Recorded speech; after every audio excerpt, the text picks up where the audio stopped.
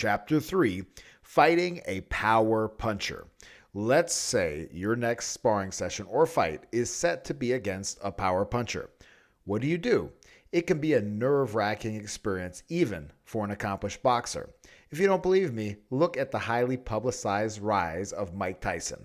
A lot of those lower-level fighters who weren't tomato cans were beaten before the first bell because of knowing and seeing the power that Tyson had. I have had fighters spar someone that they had seen catch someone else with a clean head or body shot the week before.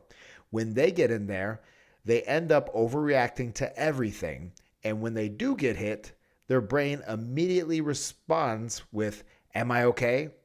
Their skill level and ring IQ is dropped a few grade points. On the other hand, I have had the same fighter spar a killer puncher who they knew nothing about, take a couple shots from them, and then fire back and dominate the entire session. This demonstrates that while there are physics and human physiology involved with boxing, there are also psychological aspects that can bring you up to an elite level status. Oftentimes, this turns out to be the most powerful strategy and tool to win. Mental hack. While we are on this topic, here is a quick psychological tip before we dive right into some bomb diffusing tactics. If you feel yourself over-respecting someone in the ring and overreacting to their punches because they have a big pop, then I've got a mental hack for you. Say to yourself, or under your breath, "You are a little bitch," or whatever demeaning phrase works for you. To be clear, you are saying this about the person you are over-respecting, not as a tactic to demean them publicly, but to take them off the pedestal in your own mind, bring them down to your level or slightly below so you can grab a hold of the steering wheel and get the job done. The key with this phrasing is it needs to be extreme in order to truly snap and help you snap your subconscious out of the overreacting and lock you into taking action. I have seen some try saying something like, "That didn't hurt," and it just doesn't work quite as well. Sand in the face. Boxing a power puncher can feel like you are boxing a gorilla who can take you out with one smash. Imagine you are fighting a giant or an extreme wild animal. What do you need to do besides get away? You need to disrupt its sensory organs, impair it so it can't do what it wants to do to you. You don't try to fight fire with fire, even though when that happens in a fight, it makes for an exciting and crazy fight. Think of George Foreman versus Ron Lyle. That is not a strategy for success over the long term. So all you have to do is pick some sand up off the ground and throw it in their face to blind them for a moment so you can outmaneuver or land some shots. They are going to have a hard time hitting you if they're having a hard time seeing you. And no other punch does that better than the most important punch in boxing. You know it, the jab. Just like actual sand is made up of thousands of particles that get stuck everywhere, your jab needs to be made up of many jabs that get stuck everywhere as well. The jab also helps you avoid overcommitting, allowing you to poke at them, frustrate them, and when throwing from the proper range, intercept and evade their hard shots. Your jab is also the perfect counter in these situations as it's faster, leaves you the least open, and is the easiest punch to move with. So, use it. Stick to headshots. When Larry Holmes was set to face Jerry Cooney, a massive puncher who was looking to take the heavyweight title from him, Larry's coach, Giacchetti, had a conversation with two of the all-time greatest coaches in the sport, Ray Arcel and Eddie Futch. They were telling Giacchetti that Holmes should go to Cooney's body to soften him up for the later rounds. Giacchetti snapped back, "What is Cooney best at?" They looked at each other, and Giacchetti said, "Well, he's a power puncher. If my guy throws body shots, what does that open him up for? His head. And we aren't going to take that risk. We are going to keep it up top and protect our head from Cooney's powerful shots. That is exactly what Larry did, and he got the better of Cooney while staying safe in the process. By the way, this is a great example of how boxing is truly an art more than a science. Here you have 3 elite level coaches engaged in a strong disagreement on how to approach a fight. The big and biggest difference here is a coach who has worked with a fighter for a while is going to know that fighter better than anyone else. That coach will typically be better at determining what will work, what won't work, as well as what their boxer's limitations and strong suits are. When you throw headshots, you are typically further away and your head is protected by the shoulders and the arms of the punches that you are throwing. Whereas body shots, by their very definition, open up your head. And if your opponent is a head-hunting power puncher, you will be in trouble. Remember this every time you throw and every time you counter. When someone throws headshots, they open up their body. And when they throw body shots, they open up their head. Circle with the jab. You could say I'm just playing off the sand in the face tactic, but this is so powerful that I have to give it its own section. I remember in my boxing journey when I started to get my feet under me and I felt like I knew something. Then I got messed up by sparring some sloppy, hard-hitting MMA guys. As any experienced boxer will tell you, or as you already know perhaps, sometimes sparring a fight or fighting sloppy people can be harder than sparring or fighting more tactical people. Shots are coming at weird angles and the timing is odd. It's as if you're trying to win an argument against a crazy person. It's going to be very confusing and very messy. One of the ways you beat someone like this, and power punchers in general, is by circling with those nice double, triple, and quadruple jabs. You're controlling their head and moving slightly offline. If they charge at you, they begin to lose track of you while you snap their head back. You land 2 punches in the time it takes for them to land 1, all while hiding behind your shoulder and catching those shots with your rear hand. It's so beautiful and effective that you definitely need to blend it into your shadowboxing and bag work. Then transition to using it during sparring with a rough and tumble power puncher. Push them back. Okay, now this is going to sound crazy and reckless, but when done by the right fighter against the right opponent, it's a cheat code to win. I should keep a register of every fight I've seen, every fight I've cornered, every sparring match I've worked, and catalog every single concept and technique present so I can have a plethora of examples to give you. Unfortunately, I haven't started doing that yet, and I have to rely on the fights and sessions that really stand out or are most fresh in my mind. I'm happy to say that in recent years, we've seen this exact technique showcased to devastating effect against one of the most powerful punchers in the 21st century so far, Deontay Wilder. For what Wilder lacks in skill, tactics, and strategy, he made up for with his power. Towards the end of his career, he did show some heart, but his power was his life preserver. It showed that without that hammer of a punch, he had nothing to fall back on. This is an important scenario for a young fighter and coaches to learn from. Even though your guy has world-class X, let's say power, speed, reflexes, toughness, stamina, heart, whatever it is, it doesn't mean they're going to get to world-class level, or at least maintain it. Even if they are lucky enough to get there, like Wilder, it's only a matter of time before the rug is pulled up, exposing all the rot in the floorboards. When Wilder fought Fury the first time, Fury used a little bit more of the standard boxer versus puncher approach.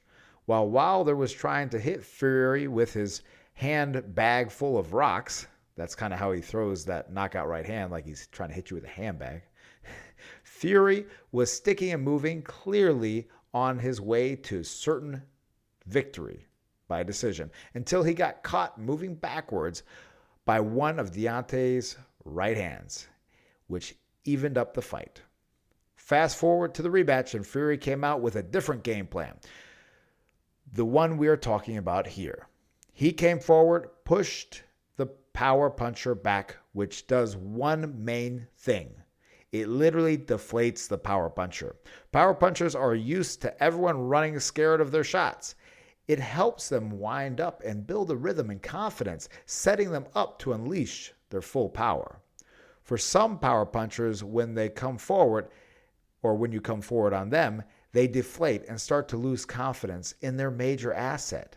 If you're up against someone who always relies on a gun or a knife to back up their big mouth, and now they're fumbling around in their pocket in a panic, that's your chance to tee off while they're distracted. Standing still against a power puncher is like putting your head on a tee and saying, go ahead, take your best shot. But when you're coming toward them, not only can you smother their power, like in Deontay Wilder's case where he needs space to unleash his strength, but you also disrupt their timing, making it harder for them to land the punch. Think about how hard it is to time a fastball in baseball. I got this from a martial art coach, Chuck Cawthorn, a phenomenal coach of many martial arts and disciplines. He and I were at a huge televised fight where we had a fighter competing, and we were riding in an Uber talking with the driver about what else? Boxing. Chuck was explaining to him why, in theory, a punch becomes more powerful when a fighter is coming at you, similar to hitting a fastball with a bat. However, there are far more technical challenges when your target is closing the distance, especially at varying speeds, compared to staying stationary or moving away at a gradual pace. Sometimes you can lean into a punch while thrown from just a bit too far to make sure it lands and knocks him out. And you see that happen often. However, it's very rare and highly unlikely to land a knockout shot while in mid-motion, especially when you realize you have to lean back to make it land effectively. It's not impossible, but very, very hard to do. Now, before you go running after the hardest hitter in the gym and run your head into their best right hand, keep a few housekeeping tips in mind. Here's 3 of them. Number 1, keep the door locked. When your chin is down and you bite down on that mouthpiece, you have already made your opponent's night significantly harder. Number 2, be calculated. When you're moving them back, keep your balance and maintain your stance integrity. If you start leaning forward too much, it can be bad news. Number 3, don't wear a blindfold. It's easy when you're trying to press a power puncher back to either flinch, squint, close the eyes from time to time, or blind yourself with your own guard. Any of these can be a death sentence. Remember, the punch you don't see can disorient you the most and cause the most damage. So hold tight to that fundamental pillar of boxing. Keep your eyes on your opponent at all times. Keep your house clean like this, and you might just have a smooth night against a power puncher. But always be prepared to make an adjustment if they've got something up their sleeve. Avoid a specific power punch. Let's face it, not all power punchers are two-handed fighters. Some will overdevelop one shot that you need to watch out for, especially when they're first starting out. But never assume, because you might make an ass of you and me. Let me tell you the story of a coach and fighter who learned that the hard way.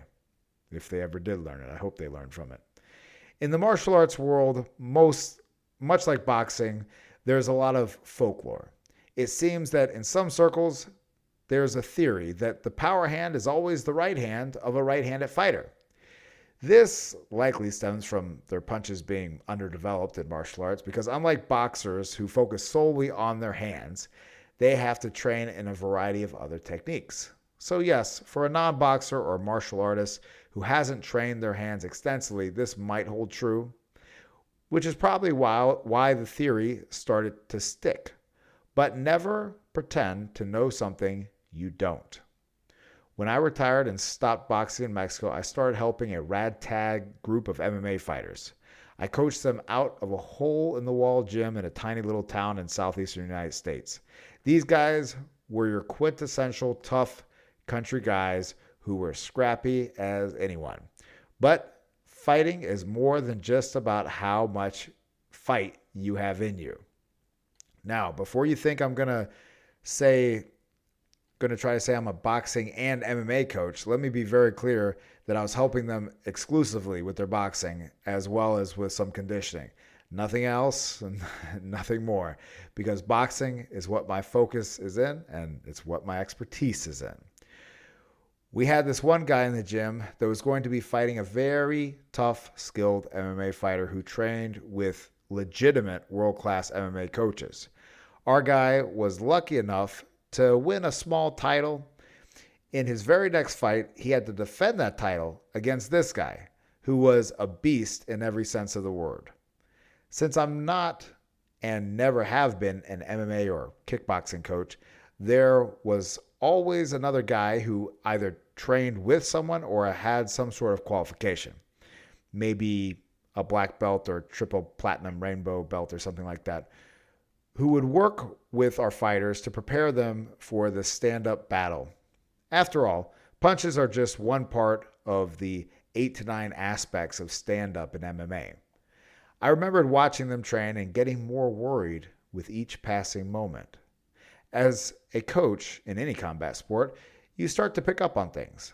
What I definitely noticed was some low IQ boxing logic creeping in, which I felt was a setup for disaster. The flawed coaching was based on the assumption of all you have to do is worry about his right hand. The strategy they were working on was based on the assumption that the opponent's power shot was his right hand. They figured that by executing XYZ and shifting to their right, which would be his left, they would evade it and pull off some kind of flippy sidewinder parkour move on him. Not literally, but you get the idea. Little did they know the guy they were fighting had a great left hook from an orthodox stance. I mean, who would have thought, right? Except for the fact that boxers like Roy Jones Jr., Sugar Ray Robinson, and the list goes on, who weren't left-handers, stood with their left leg forward and had devastating left hooks. Apparently, my father had worked with this guy a few years ago, helping him perfect his left hook and making it the most destructive strike in his arsenal. I'd like to say I had warned them about this, but honestly, I can't remember if I knew it before the fight or if I just didn't feel like getting into it with them, especially since I had one foot out the door of that gym and had no real investment in that group of guys. Well, the night of the fight arrives, and what do you think happens? A big left hook smashed into our guy because he ran right into it, setting the stage for his opponent to take control and finish the fight with a first-round submission. All this based on the one assumption that avoiding the right hand, their power hand, is all you need to do. Now, since I've hopefully thoroughly convinced at least one person reading this to never listen to that type of nonsense ever again, let me explain how it can actually work and when it can be used effectively. If you are getting caught by a power shot, having trouble seeing it, or feeling it hitting your glove or shoulder, then you might want to make the executive decision to start taking other routes. I'll tell you when I decide to pull this out as a coach.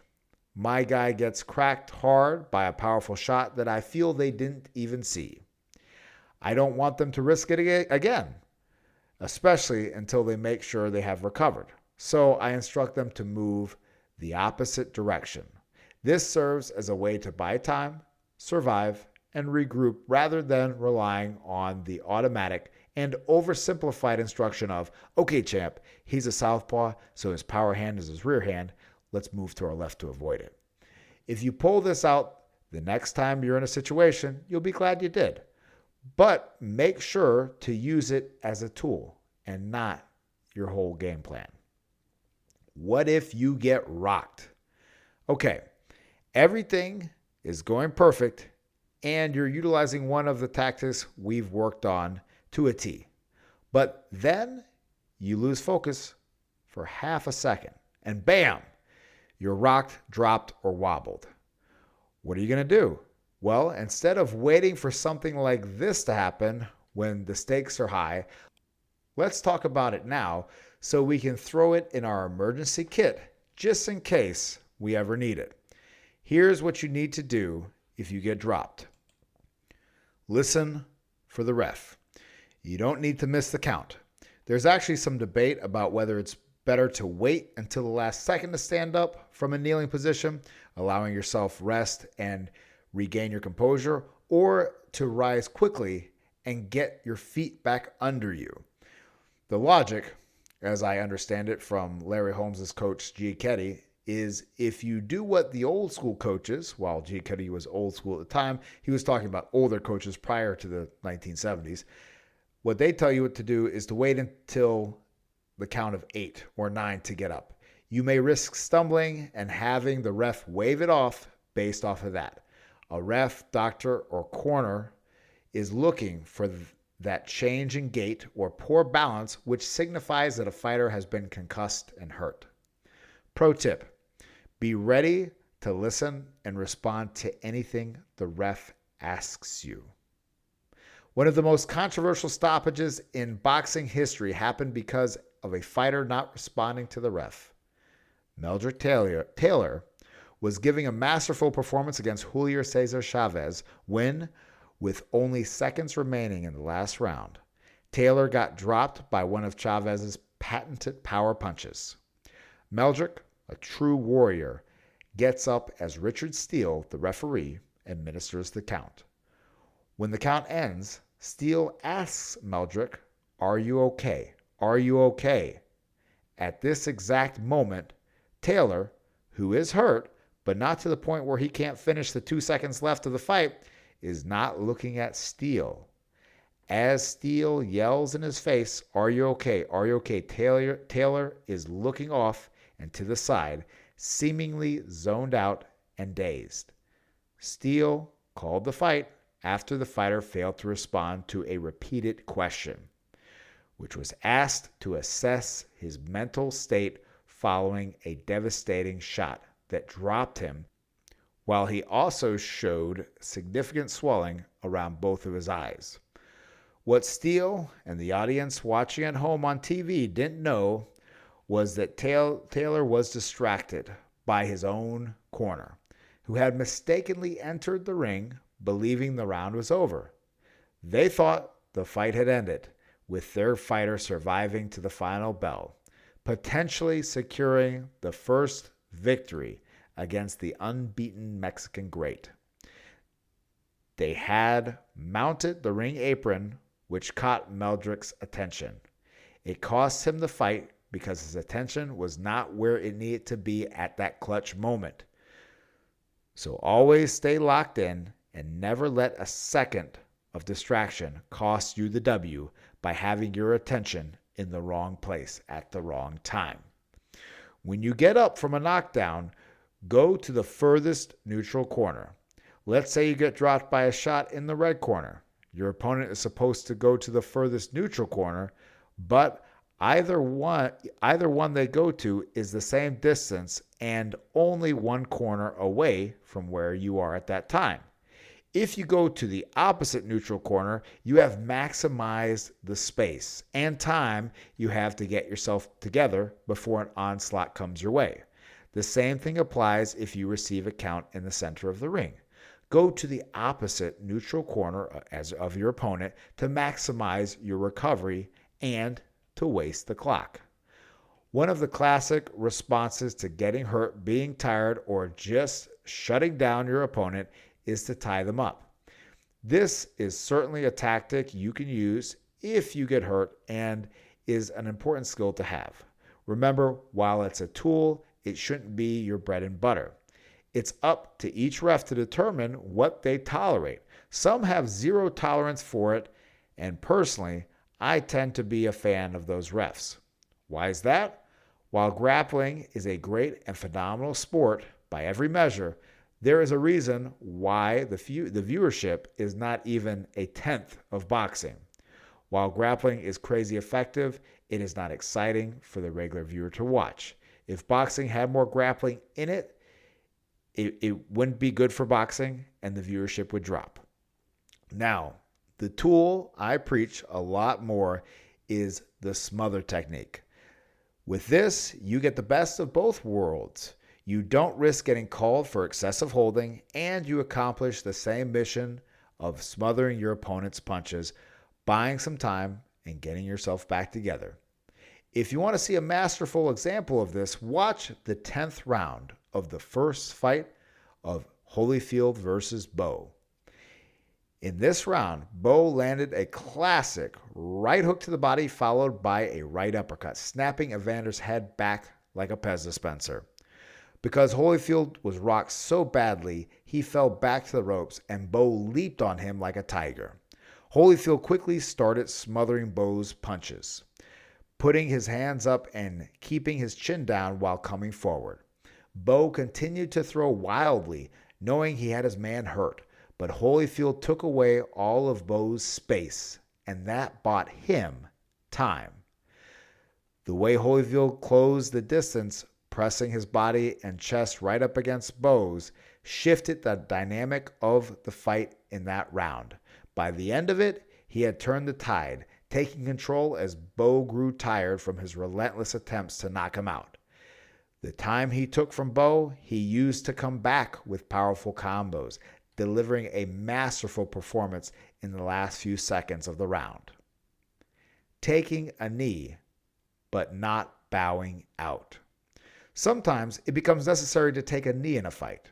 Imagine getting rocked by a huge headshot, your legs failing you, or having your liver crushed by hundreds of pounds of pressure, or maybe getting the wind knocked out of you. Whatever it is, you know that for a moment, you're completely defenseless. You have some options, and one option is to take a knee. Sure, you risk losing the round as a pro, but it's a last-ditch move to buy some time, especially if you can't find a bicycle on such short notice or at this hour, and you aren't able to smother the fire or tie your opponent up. I have seen where a fighter should have taken a knee, but their pride didn't let them, and they ended up getting stopped. Remember that a count buys you time. If you are on the ropes and getting hammered or rocked and the ref is creeping in, they are going to stop the fight unless you have a great punch or counter maneuver up your sleeve. If you take that knee, you have 10 seconds to get it together. But if you don't, it might only be a few more punches that take less than a second before the ref is in there waving their hands. Now, don't just dish out knees and do it anytime, anywhere. It's those intense, high-pressure moments in sparring or a fight where your opponent's intensity shifts from 0 to 60 miles an hour and you feel completely out of options. In that split second, you need to slam your foot on the brakes and regain control. That's when you take a knee. At the end of the day, when you're fighting a power puncher, none of these strategies will work if you don't have control of your mind. Make sure to use the psychological tip I mentioned at the beginning of the section to keep your focus on what you need to do and what you want to happen rather than getting caught up in what you don't want to happen. Notes. What key points or tools do you want to retain, gain, and implement from this chapter? Take some notes for yourself, or if you have the book, take the notes there.